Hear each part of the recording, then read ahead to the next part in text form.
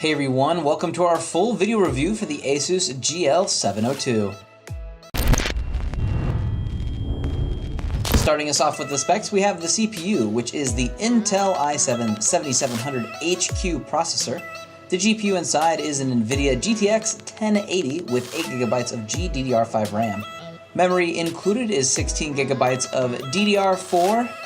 Storage included is a 256GB PCIe NVMe SSD and a 1TB hard disk drive. For connectivity, there's built-in Gigabit Ethernet LAN, integrated 802.11ac wireless, and Bluetooth 4.1. Powering the machine is an 88 watt-hour battery, 8-cell Li-ion battery pack. And there's a built-in HD web camera above the 17.3-inch 120Hz IPS G-Sync 1920 by 1080 resolution monitor. On the left-hand side of the machine is a USB 3.0 port, one USB 3.1 Type-C port, one HDMI port, one mini display port, the RJ45 LAN jack, one headphone out and audio combo jack as well. On the right-hand side, there's two USB 3.0 ports and one SD card reader. And on the back, there is the 330-watt AC power port. The keyboard has a small amount of flex, but is smooth for typing on. The trackpad is active and clickable on the entire surface, including the left and right areas. For a right click, you can either click the right side of the trackpad or do a two-finger click. Up above is the 17.3-inch 120Hz FHD matte type monitor. Paired with an NVIDIA 1080, it makes for a very bright, crystal clear gaming experience. We'll get to FPS numbers in just a minute. The GL702 is made up of part plastic and part metal construction. It feels pretty solid, and part of that feeling is its weight. By itself, it comes in at 7.5 pounds, and if you bring along the power brick and cables, everything together is 10 pounds. The brushed metal finish looks good, and the giant red heat sinks not only keep this 1080 cool, but add a nice splash of color too. Included in the box is one user manual and warranty, one 330-watt power supply, one microfiber cloth, and one ASUS branded cable tie.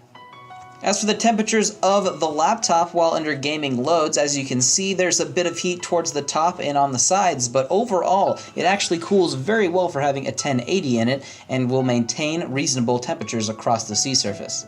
Standing away from the laptop, reading the noise decibel levels, we had 44, and then coming up close to the laptop, we had readings of around 52. Moving on to our benchmarks, we started things off with Firestrike, which scored 14,781, which makes it better than 83% of all devices that have ran this test. Moving on to Cinebench, we ran OpenGL and had 104 FPS, and then we moved on to CB score with 733. You can see how it stacks up on the left-hand side of the screen. Next, we ran Crystal Disk. Our solid-state drive read at 1,187 megabytes and wrote at 1,177 megabytes, which is very quick. Onto our real-world tests. We started things off with PUBG, and we did it on medium, high, and on ultra. We averaged 91, 88, and 79 FPS. The GPU's temperature while testing was at 80, while the CPU's was at 81. Next, we moved things on to Rise of the Tomb Raider on medium, high, and on very high. We averaged 106, 105, and 96 FPS.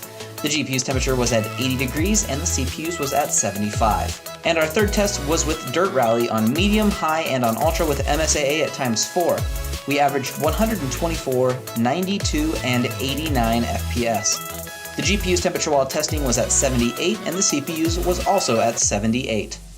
If you're looking to put a personal touch on your machine, be sure to check out our extensive customization options before checkout, including upgrades available to RAM, storage, cooling, overclocking, custom paint, hydro and graphic wraps, laser etching, and much, much more. If you'd like to take a closer look at any of the specific BIOS menu screens, make sure that you pause the video on the one that you would like to view closer. If not, be sure to check out the product link in the description or leave any comments down below if you have questions for us here at Exotic PC. I've been Andrew saying thanks for watching, and be sure to subscribe for future product overviews and reviews.